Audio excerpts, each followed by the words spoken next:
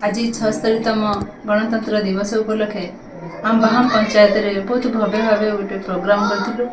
जो थे कि आम समस्त स्कूल पंचायत समस्त स्कूल को लेकिन चतुर्थ क्लास ठार धरिकी द्वादश पर्यंत जिते छात्र छात्री को लेकिन आम प्रतियोगिता करूँ से बहुत छुआ आम पार्टिसिपेट करते से उत्तीर्ण जो मैंने आम सम्मानित करूँ आम पंचायत जो मैंने प्रतिभा अच्छा से आम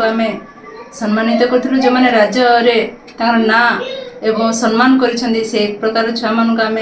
आम पंचायत रे सम्मानित करूँ। आज आम पंचायत रे जो मैंने अच्छा कौलिक वृत्ति कर समाज को वार्ता देते समाज भी बहुत गर्वित अच्छी से भी आम सम्मान करूँ। आमर ये लक्ष्य रही जमी पंचायत स्तर में जदि ये प्रकार प्रतियोगिता ये प्रकार सम्मान करा जाए ताहले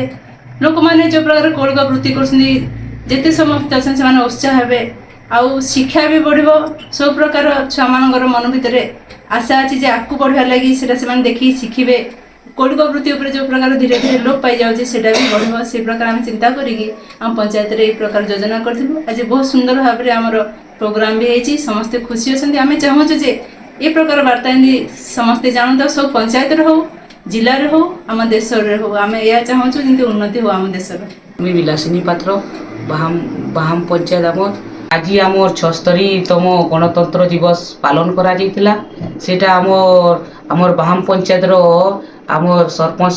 सरस्वती भूसागर गत वर्ष प्रत्येक स्कूल मान को जाइकरी शिक्षा प्रति जेंता उन्नति करबी आमर छुआ माने सेटा लागि थिले आरु आज ई 76तम गणतंत्र दिवस रे